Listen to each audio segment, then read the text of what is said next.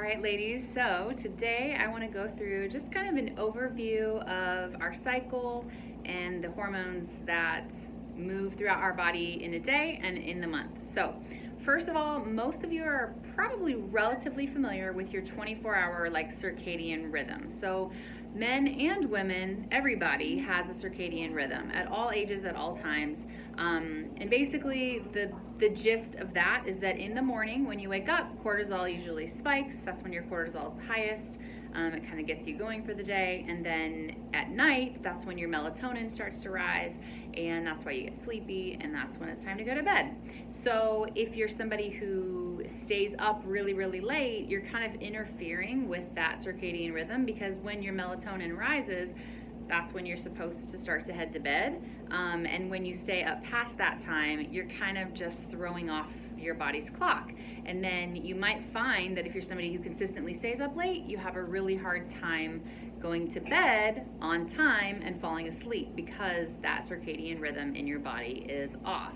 Another thing that can throw off your circadian rhythm is being on technology and devices late at night, because the blue light from technology also messes with your circadian rhythm and the production of melatonin. Because basically the rise of cortisol in the morning and the rise of melatonin at night goes along with the light and the dark, the rising and falling of the sun in the day. So the blue light kind of mimics, almost like a light from the sun, that confuses your body's clock and can make it also harder to fall asleep. So just kind of want to talk through the basics of the 24-hour clock first before we get into our monthly cycle, because if we are not living in sync with the 24-hour clock, it's going to throw off our hormones for our monthly cycle as well. So you might have some hormonal issues that are due to being out of sync with your monthly clock, but it's also very possible and likely oftentimes that you have hormonal issues that are due because you're not in sync with your circadian rhythm from your 24-hour clock. I know for a lot of women, they say, but I'm a night owl naturally.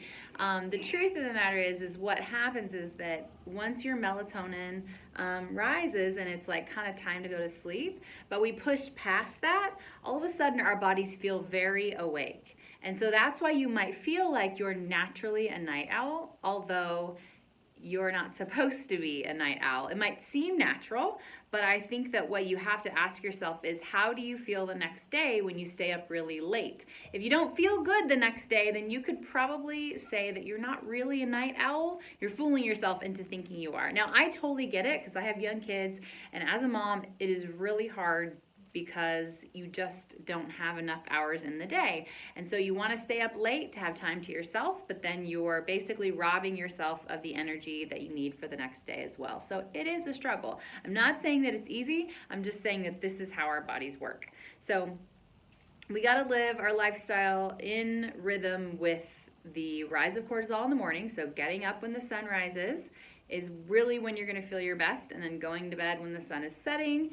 And that's going to help you be in sync with your body on a daily basis.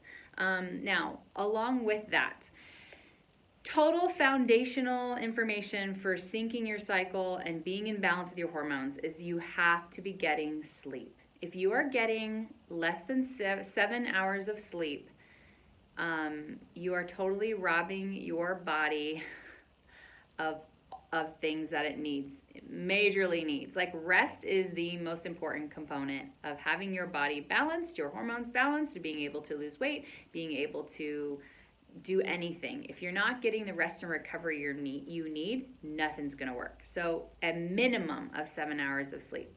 And honestly, if you're aiming for 7, you're probably not quite getting 7, because even if you get in bed with 7 hours to sleep before you have to wake up, you don't fall asleep instantly. And I know you might be thinking well, I get 6, I'm close. But think about this. If you're getting 6 hours of sleep every night for 7 nights in a row, you basically have missed out on 1 hour of sleep every night for a week, which means you've missed out on 7 hours of sleep in the course of 1 week, which means basically that's the equivalent of taking 1 day a week and not sleeping at all. How would you feel if 1 day out of every week you did not sleep at all for the night? Your body would start to crash and burn quickly. Well, that's really what most of us are doing when we're getting 6 hours of sleep per night, some of us maybe less than that, and it is just not okay. Like, you might argue like, oh, well, I do fine with 6 hours. You do not do fine with 6 hours. You start to do some research or study on sleep, and it will show you, all research, all scientific studies show no one's body is designed to get less than 7 hours of sleep per night. So just evaluate what you're doing with your sleep and your habits in that regard. If you're getting less than 7 hours, you are not going to be able to feel your best, have energy, improve your fertility, improve your libido, get rid of your acne, whatever it is, because your body is not going to be able to heal and function the way it's designed to function. So that being said, we talked about sleep a little bit. The second thing is healing. When things are off in your body, you cannot accomplish what you are wanting to accomplish if your body actually is in a phase where it needs to heal. So let's say you want to lose weight. If your body needs to heal, you can't heal and lose weight at the same time. You have to heal first, and then you could lose weight. And so that kind of goes for any hormonal issues that you might have. If you're like, oh, well, I need to get rid of my acne, or I need to, improve my libido, or I need to get rid of cramps. You can't just target that one specific thing. You have to heal, and then your body will fix those issues, okay? So I want you to focus in. I know you might have goals or ideas of what you want to accomplish, but if you're in a mode where you have some symptoms that indicate that your hormones are out of balance and your body's not like optimized, I want you to focus on giving yourself time to heal. Make healing your goal first, and it'll be so much easier to accomplish your other goals. Just to give kind of an example, like I had surgery about a month ago, and if I wanted to work on my 1 mile running time, I cannot work on that until my body is healed. I can't go and run my personal best when I really need to be healing, okay? So I know that's kind of like a physical example that we can kind of see and know, like, oh, of course you had surgery, you can't do that yet. But it's the same with hormones or things in your body that are out of balance. You can't reach other physical or health goals if your body is actually in a mode where it needs to heal. So focus on healing. Give yourself time and grace to heal. If I went out and tried to run today and I was really slow and then I was hard on myself, you guys would all be like, Helen, you just had surgery. Of course your running times were slow. So similarly, if you're out here and you're trying to lose weight, or you're trying to conquer the world, or you're trying to run a business and be the best mom you can be, or whatever it is, and your body is out of whack and you're being hard on yourself because it's not happening, well, of course it's not happening. Your body needs time to heal. You've had a lifetime of living out of sync with your cycle, and your body is beat down and it needs healing. So give yourself time, give yourself grace in the process. Okay, so we talked about the 24-hour clock, the importance of sleep, the importance of giving yourself time for healing. And now I kind of want to just talk through an overview of your monthly cycle. So basically, depending on where you do your research, some things will put the menstrual phase of your cycle first, and some people will put the menstrual phase of your cycle last. For purposes of this group, we're just going to talk about it first because of the fact that day 1 of your cycle is generally considered day 1 when your period starts. So because this group is going to be, like 6-ish weeks long, at some point in this group, you all should be starting your period at some point, most likely. So you want to make sure, like I said before, to record your day 1 of your cycle so that you know and you can then start to sync with it. But so your first phase of your cycle is your menstrual phase, and usually it's about 5 to 7 days. Now some people have really short periods. If your cycle is, like if your period is less than 3 days, then that's kind of an indicator that some things are off. But if you're around 5-ish, or if you're like 7-ish, that's all right too. So 5 to 7 days is considered your menstrual phase. And this is basically, it's almost like if you think of your 24-hour clock, this is like your sleep phase. This is the time where your body needs rest and restoration and recovery, so that then as you move into the rest of the month, you're able to do all the things that you need to do. So this is like, if you're working out 6 days a week, you got to have a rest day. Your menstrual phase is your rest phase. So the beginning of your cycle, particularly the first few days, you'll probably find you're more tired and you need to allow yourself to rest. A lot of women, especially because I do fitness coaching, they'll tell me like, oh, I was gonna start my period, I was feeling so exhausted, but I pushed through anyway and I got my workout done. And the thing is that during the first few days of your menstrual phase, you don't really get a gold star for pushing through what your body's telling you and just working out anyways. That's really a time that you want to schedule time off, schedule self-care, schedule downtime. And that's when you think about working out during your menstrual phase, you really want to do things that are more gentle. Like the first few days, you might just sleep. You might not exercise. Then you might like take walks or do like some like less intense yoga or Pilates. Depending on your fitness level, what is a kind of light workout for you will be different. I know for me, the first few days, I could kind of do yoga and just be gentle. And then as you move into the end of your period, your menstrual phase, you could intensify the workouts a little bit, but just listening to your body and knowing where you're at. So that's your menstrual phase. Like I said, lower energy, it's a time for healing, it's a time for recovery. Your hormone levels, once your period starts, all of your hormone levels and your body temperature drops, okay? So, you start out at the beginning of your period, you're probably feeling a little crazy, but then as it comes, like the first few days, and then like the bloating starts to go away, if you're having issues like that, and your hormones are dropping. So that's why as your period goes on, you start to feel more normal. And then you move into your follicular phase. Now, your follicular phase to me is like the easiest phase of our cycle to work through, because during your follicular phase, your appetite is actually suppressed. It's lower because you don't need as many calories. So you could eat less calories during your follicular phase and feel fine, feel energized. During your follicular phase, that's an easy time to lose weight. And it's usually between 7 and 10 days long, depending on your cycle. And it's probably when you'll feel the most normal. You won't have all the symptoms and the craziness that you might have leading up to your period. So follicular phase, 7 to 10 days. This is when it comes to workouts, you'll have the most energy. You could do your highest intensity workouts. If you love cardio and you love like cycling or a really intense sweaty spin class, the follicular phase is a really good time to do that because you'll have more energy to burn.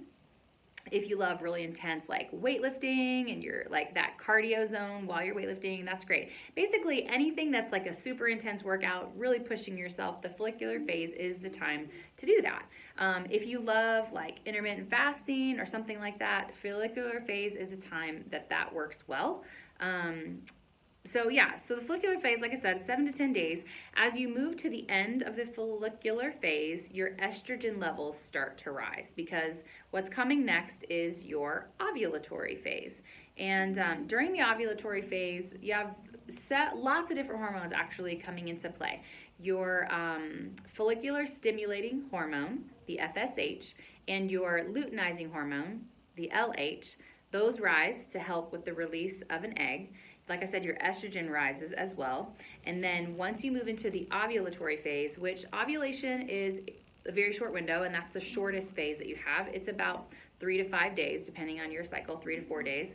And that's when estrogen's at its highest. It's actually also when progesterone is at its highest and testosterone is at the highest. So the ovulatory phase is basically when you're ovulating and your body naturally is raising all your hormone levels, estrogen and progesterone, to support the release of the egg and like a pending pregnancy. And your testosterone raises as well. It's kind of nature's way of like trying to get you in the mood so that you'll want to engage in intercourse so that you can make a baby. So that's your ovulatory phase. It's 3 to 4 days. Some people, depending on your hormones and the balance of them, you might have similar like period type symptoms during your ovulatory phase because of the rise in estrogen and progesterone, and there's just a lot of hormones going on. And so if they're not at a balanced level. You could feel bloated, you could feel emotional, you could feel cranky, you could get you might see the scale go up, you could see like some acne and things like that. But that's your ovulatory phase. And then still in your ovulatory phase, you're usually pretty good as far as like workouts. You still got a pretty good amount of energy to burn. And so if you wanted some intense workouts at that time, that's still a pretty good time to do it. Now, throughout every phase, you always want to be taking at least one rest day a week, though, because we as women push and push and push. If you're anything like me, I'm more of the type of person who has trouble taking a day off from my workouts than it is for me to get my workouts in. Maybe that's not you, but if that is you, you want to make sure you're taking a break and taking a rest day in all the phases. So ovulatory phase, like I said, your hormones peak. And then the luteal phase. And the luteal phase is kind of the last phase leading into your period. The luteal phase is between, let me look at my notes. Let's see. Where did I put that? Oh, yes. So the luteal phase is between like 10 to 14 days, depending on your body. Everybody's a little bit different with the luteal phase, depending on how long your cycle is. So like 10 to 14 days. And during the luteal phase is when your progesterone will start to be at the highest. Now, if you have a lot of premenstrual symptoms, sometimes that's a indicator that your estrogen levels are a little too high and they're not coming down like you would want them to. Or it could be an indicator that your progesterone is too low. But in your luteal phase is when your progesterone, if everything's balanced, naturally comes to its highest point. And your luteal phase is a really great phase for like completion and getting things done, because it's kind of like the ending of your cycle.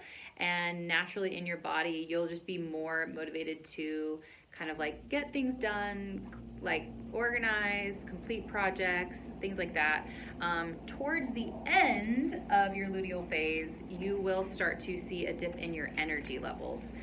You'll start to feel like, you're getting a little bit more tired, and you're kind of coming into that season of rest, which is your menstrual phase, right? So during your luteal phase, it is definitely a time where you actually do need more calories, like your metabolism, or not your metabolism, but your body, your metabolism's higher, and you're burning more calories, and it's kind of like completing the phase of your month, and you need more calories. And a lot of times, if you're somebody who's like dieting or like trying to lose weight, you end up having tons of like intense cravings for sugary foods and things like that during this phase, or all the carbs. And that's natural, because if you're not getting enough calories and your body needs even more than usual, you're going to end up having cravings, because your body's just craving the simplest energy source it can get, the quickest, right? So during the during the luteal phase, there's so many words. During the luteal phase, you're really going to want to be incorporating more like slow burning carbs, like let's see, I have written down a list, and I'm going to send you guys this too, but like brown rice, millet, beans, chickpeas, navy beans, that kind of stuff, because those are slow burning carbs, so they give you a longer sustained energy. It's also a really good time for, like, if you eat meat, it would be something that you'd want to do more like the beef and the turkey, like meat that's a little bit more higher calorie, a little fattier, because again, it's that slow sustained energy burn. So anyway, that's your luteal phase. That's when you're kind of like coming into completion, and then your menstrual phase is coming next. And in the luteal phase as well, you want to bring down the intensity as far as like cardio during your luteal phase, like the end of your cycle. The first few days of your luteal phase, you're probably still okay with that. And then you move more into like strength training, maybe some power yoga, more strength-based workouts, and not so much like heart rate, lung busting kind of workouts. And then as you move into the very last few days of your luteal phase, right before your period, you will feel that dip in energy and you'll be more tired. And that's when you might kind of transition to maybe some more gentler yoga or Pilates, preparing for your period coming up. So that's kind of like the flow of just the basics of your cycle. So menstrual phase first, normally 5 to 7 days. Ovulatory phase, normally 3 to 4 days. Menstrual phase, 5 to 7. Follicular phase, 7 to 10. Ovulatory phase, 3 to 4. And then luteal phase, 10 to 14. So that's basically the flow of your month. And each week of those months, your hormones are shifting, different things are happening. I would say follicular is easiest because there's not all the crazy hormones going on.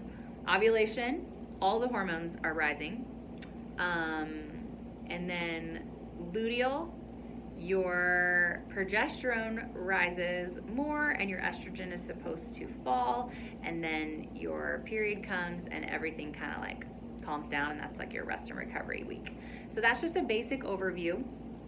And I'm going to be sending you guys like a chart that shows you like what are some optimal foods to include in each of the phases. What are some like recommendations for workouts during each of the phases, and like intensity level of those workouts. And then also, what are the kinds of activities that will fit your schedule best during each of those phases?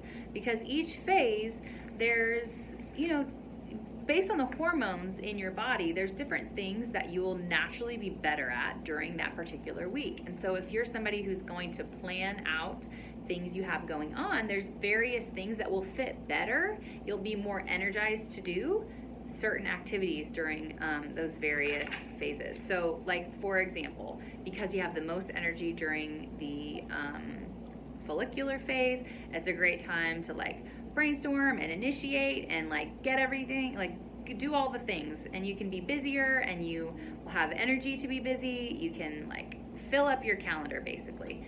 And then during ovulation, you're going to be best at communication, at like relationships and collaboration and things like that. So that's a really good time for like big conversations.